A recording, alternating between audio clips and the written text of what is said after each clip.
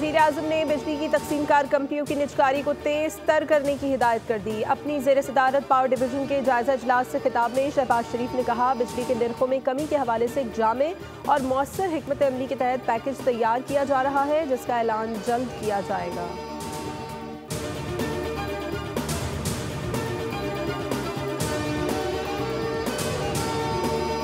यौम पाकिस्तान के मौके पर लाड़काना से ताल्लुक़ रखने वाले 50 से ज़ायद मुतहर्रिक कलअदम और अलहदगी पसंद तंजीमों के कारकुनान कौमी धारे में शामिल।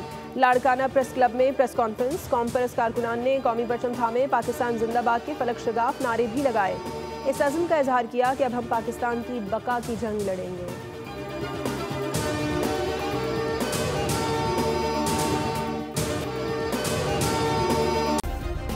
सब्सक्राइब करें और बेल दबाएं ताकि कोई खबर रह न जाए।